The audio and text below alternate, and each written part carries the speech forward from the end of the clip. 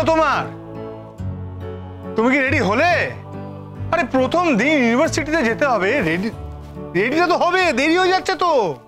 আমি কিছু বুঝতে পারি না। এই তো হয়ে গেছে, আর দেরি আছে তো। আরে কি আসছে অনেক দেরি আছে। হ্যাঁ, এই তোমার এই প্রবলেমটা কিন্তু একবারে আমি একদম মানে, আচ্ছা তোমার এই লাস্ট মুহূর্তে তাড়াহুড়ো করাটা একটা স্বভাব নাকি? হ্যাঁ তুমি বলো তো, তাড়াতাড়ি করো। এত তাড়াই বা দিচ্ছ কেন তুমি? মেয়েটা খেতে বসেছে দুটো, আমার জন্য তো খেতেও পাচ্ছে না। তুমি এটা কি কথা বলছো বলো তো বাবা? হ্যাঁ, 10টার মধ্যে পৌঁছানোর কথা, ইটস অলরেডি 9:45। কখন যাব, কখন কি করব? আচ্ছা তোমার হলো কি?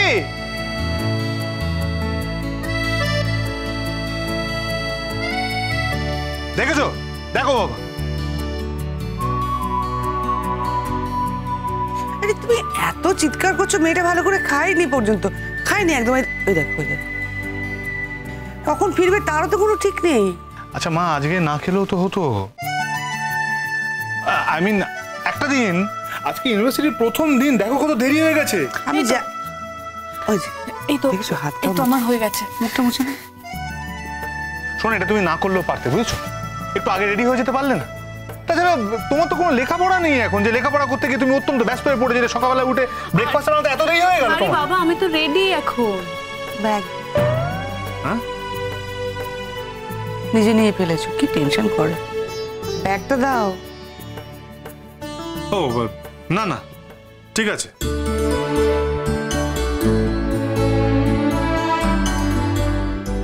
এখন আবার ওকে বকাবকি করছো কেন? রেডি হয়ে গেছে, যাও বেরিয়ে যাও এবার। এক সেকেন্ড, এক্ষুনি জন্য একটু দাঁড়াও। আচ্ছা কি হলো মা, আবার তোমার কি হলো? এই লাস্ট মোমেন্টে দাঁড়া বলছো কেন? কিচ্ছু না, আমি ওর কপালে একটু দইয়ের ফোঁটা দেবো। প্রথম দিন ও ইউনিভার্সিটি যাচ্ছে, কত লড়াই, কত কষ্ট করে এই জায়গাটায় পৌঁছেছে, সেটা আমার থেকে ভালো তো আর কেউ জানে না। ম্যাম, আপনি যেমন আমার লড়াইয়ের কথা বললেন, তেমন এই লড়াইটা সাকসেসফুল হতো না যদি আপনি আমাকে হেল্প না করতেন। এটা বলো না মুকুট, যার যেটা হওয়ার না ওটা হয়, আটকানো যায় না কিন্তু। না ম্যাম, সেদিন মনে আছে আমি বিয়ের আসর থেকে পালিয়ে এসেছিলাম আপনার কাছে? সেই জন্য সব থেকে আগে তোমার দিদিকে তোমার ধন্যবাদ দেওয়া উচিত। ও যদি সাহায্য না করতো তুমি কিন্তু বেরোতে পারতে না। হ্যাঁ, এ কথা সত্যি যে দিদি আমাকে সাহায্য করেছিল। দিদি সাহায্য না করলে আমি সেখান থেকে বেরোতে পারতাম না। কিন্তু আমি কোথায় যেতাম যদি আপনি আমাকে কলকাতায় না পাঠাতেন? কি হয়েছে বলো তো তোমার? কাল মোহরের অত বড় একটা প্রোগ্রাম হলো আর তুমি সেখানেও গেলে না, আর তুমি গেলে না বলে আমারও যাওয়াটা হলো না। আমি তো তোমাকে যেতে বারণ করিনি, তুমি গেলেই পারতে। মানে শোনো, আমি যে একা একা যাব না সেটা তো তুমি খুব ভালো করে জানো। আর তোমার যদি কোনো কাজ থাকতো তাহলে আলাদা ব্যাপার ছিল, আমি একা কেন যাব? দেখো, সবসময় যে আমাকে তোমার সঙ্গে সব জায়গায় যেতে হবে এমন তো কোনো কথা নয়। আর কাজের কথা যদি বলো তাহলে আমার প্রফেশন সেটা ডিমান্ড করে না। ইনফ্যাক্ট আমি বাড়িতে থেকেও প্র্যাকটিস করতে পারতাম। কিন্তু প্র্যাকটিস তো তুমি করোনি। তুমি কি প্র্যাকটিস করেছিলে? তুমি তো সারা দিন শুয়ে বসেই দিনটা কাটিয়ে দিলে। প্র্যাকটিস করার জন্য একটা পার্সোনাল স্পেস দরকার তিতির। ঘাড়ের উপর কেউ যদি সারাক্ষণ বসে থাকে না, তাহলে প্র্যাকটিস করা যায় না। ও, আমি বাড়িতে ছিলাম বলে তুমি প্র্যাকটিস করতে পারলে না? অথচ বিয়ের পর তুমি আমায় বলেছিলে ঈশান যে আমি তোমার জীবনে এসেছি বলে তুমি আরো বেশি করে শরৎ বাজাতে পারবে, কারণ সব সময় যেন আমি তোমার চোখের সামনে থাকি। কি বলনি কথাগুলো? হ্যাঁ বলেছিলাম, কারণ সেদিন আমার কথাগুলো সত্যি মনে হয়েছিল। আজ আমার মনে হচ্ছে যে আমার একটু পার্সোনাল স্পেস চাই। আমি ভাবছি আমি আমার একটা আলাদা করে স্টুডিও বানাবো, যেখানে আমি আমার সময় মতো করে যখন খুশি গিয়ে প্র্যাকটিস করতে পারবো, যেখানে আমার কোনো রকমের ডিস্টারবেন্স হবে না, আমি কনসেন্ট্রেট করতে পারবো। আর জানো তো দিদির এই ভিড় ভাট্টা না এটাতে মনের একাগ্রতা নষ্ট হয়ে যায়। আচ্ছা, বুঝলাম। বুঝার কি আছে? এটাই বুঝলাম যে যেদিন থেকে তোমার গুরুজি আমার প্রশংসা করতে শুরু করেছেন, যেদিন থেকে উনি বলেছেন যে এই মেয়েটির হাত অসম্ভব মিষ্টি, এই হাতে যে সুর খেলবে সেটা অন্য কারোর হাতে খেলবে না, সেদিন থেকে তুমি আমার সাথে এরকম আচরণ শুরু করেছো। আমি কি কিছু বুঝি না? তিতির, এতটা আনগ্রেটফুল হয়েও না প্লিজ। আমার খারাপ লাগছে যে আজকে তোমার মুখ থেকে আমার এই কথাগুলো শুনতে হচ্ছে। তাছাড়া আর কি বলবো ঈশান? যেদিন গুরুজি আমার নাম নমিনেট করেছেন একটা অ্যাওয়ার্ডের জন্য, সেদিন থেকে তুমি আমার সাথে এরকম আচরণ করছো। আগে আমি কখন বাজাতাম না বাজাতাম তুমি সবসময় লক্ষ্য রাখতে, আর এখন আমি পরপর কতদিন বাজাইনি তুমি সেটা একবারও জানতেও চাওনি। সেটা তোমার রেসপন্সিবিলিটি দিদি। তুমি তো 2 বছরের বাচ্চা মেয়ে নাও যে তোমাকে পড়াতে বসানোর মতো জোর করে রেওয়াজ করাতে বসাতে হবে। তুমি এই জীবনটা বেছে নিয়েছো তিতির, এবার তোমার জীবনটা তুমি বুঝবে। তুমি তাকে সম্মান করবে কি অসম্মান করবে এতে আমার বলার কি আছে? মানে তুমি কি আমাকে বলে বলে রেওয়াজ করাও? বুঝেছি ঈশান, বুঝতে পেরেছি। আমার কাছে সবটাই খুব ক্লিয়ার। কি ক্লিয়ার হয়েছে? কিছু ক্লিয়ার হয়নি। তুমি সব কথাগুলো তোমার মনের মতো করে সাজিয়ে বলছো।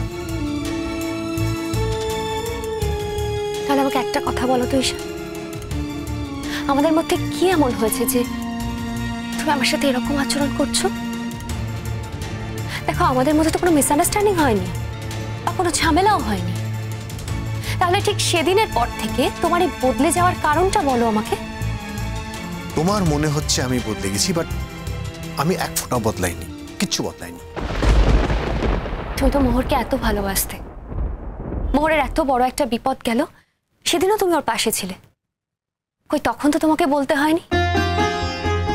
তাহলে ও যখন এত বড় একটা অ্যাওয়ার্ড পেল তখন তুমি গেলে না, এটা কি মিন করে বলো? আমরা একই শহরে থাকি, অথচ ওর এত বড় একটা দিনে আমরা ওর কাছে গিয়ে পৌঁছতে পারলাম। বারবার আমাকে কেন অ্যাকিউজ করছো তুমি দিদির? হ্যাঁ, মোহরের যখন ক্রাইসিস ছিল, মোহরের যখন বিপদ ছিল, তখন আমি পাশে ছিলাম, কিন্তু বারবার যে আমাকে পাশে থাকতে হবে এমন তো কোনো কথা নয়। মানে মোহর যখন অ্যাওয়ার্ড নিতে যাচ্ছে তখনও যে আমাকে ওর পাশে থাকতে হবে এমন তো কোনো কথা নয়। দেখো তিতির, এসব সময় না মানুষের পাশে প্রচুর ভিড় থাকে, প্রচুর ভিড় থাকে, কিন্তু মানুষ যখন অসুস্থ থাকে তখন তার চারপাশে তেমন কেউ লোক থাকে না, তেমন কেউ থাকেই না চারপাশে। তাই আমি ছিলাম। অসুস্থতার সময় তো মানুষকে মানুষের পাশে দরকার হয়, তাই না? সেই জন্যই কি তুমি যখন আমার বিপদের কথা শুনেছিলে তখন আমার পাশে ছুটে গিয়েছিলে? সেদিন যদি তুমি শুনতে যে আমি সুখে সংসার করছি তাহলে নিশ্চয়ই যেতে না? না, নিশ্চয়ই যেতাম না। সুখে সংসার করলে আমার যাওয়ার তো কোনো প্রশ্নই ছিল না। আমি কেন তোমার সুখের সংসারে শুধু শুধু গিয়ে ব্যাগরা দেব? তুমি যখন নিজেই সংসারটা বেছে নিতে পেরেছিলে তখন আমার যাওয়া বা না যাওয়াতে কি এসে যেত? সুখে যদি সংসার করতে তাহলে আমি তোমাকে অসুখী করার জন্য শুধু শুধু ডেকে আনতাম না সেখান থেকে। ঈশান প্লিজ, ঈশান তুমি আমার সাথে অশান্তি করো না। দেখো, তোমার সাথে ঝগড়া হলে আমি ভালো থাকি না, আমার খুব মানসিক চাপ পড়ে, বিশ্বাস করো। তিতির, আমি তো ঝগড়া করছি না, বাজে বাজে কথা বলছি না। মানে সকালবেলা থেকে তুমি তো সে কথাগুলো তুলছো, সে কথাগুলো বলছো, তাই না? ঠিক আছে, তুমি যদি বলো তাহলে আমি বাজনা ছেড়ে দেব। তিতির, প্লিজ এসব আজে বাজে কথা বলো না। মানে ডোন্ট ডু দিস রাবিশ টক্স। তিতির, তোমার কি মনে হয় মানে আমি কি স্বার্থপর নাকি? এতটাই স্বার্থপর যে গুরুজি তোমাকে অ্যাওয়ার্ডের জন্য নমিনেট করেছে বলে আমি আমি আমি চাইছি তুমি বাজনা ছেড়ে দেবে বা সেটা ছেড়ে দিলে আমি আনন্দিত হব? নট লাইক দ্যাট দিদি, প্লিজ। আমাকে তুমি কি ভাবো? What do you think of me? আমাকে প্লিজ এভাবে ছোট করো না, এভাবে নিচে নামানোর চেষ্টা করো না। মানে তুমি চেষ্টা করলেও কিন্তু আমি নিচে নামতে পারবো না দিদির। আস্ক ইয়োরসেলফ ঈশান, নিজেকে প্রশ্ন করে দেখো তো, তোমার মনের মধ্যে ঠিক এই কথাগুলোই আছে কিনা, যে কথাগুলো আমি তোমাকে বলছি? কি বলতে চাইছো তুমি? কি বলতে চাইছো? আমার মনের মধ্যে কি আছে তিতির? এছাড়া আমি তো আর কোনো কারণ দেখতে পাচ্ছি না ঈশান। তোমার আর আমার যে সম্পর্কটা দিয়ে আমার জীবনের সেকেন্ড ইনিংসের জার্নি শুরু হয়েছিল, আজ আর সেই সম্পর্কটা আছে। অথচ দেখো, আমি কিন্তু তোমার গুরুজির কাছে বাজনা শিখতে যেতে চাইনি, তুমিই জোর করে আমাকে সেখানে নিয়ে গিয়েছিলে। হ্যাঁ, আমি জোর করে নিয়ে গেছিলাম বলেই তো আমি তার পাওনা পাচ্ছি। এখন সেই জন্যই তুমি আমাকে কথা শোনাচ্ছ। ফ্যান্টাস্টিক। আমি তোমাকে একটা নতুন জীবন দিতে চেয়েছি তিতির, আর তুমি এই তার প্রতিদান দিচ্ছ আমাকে।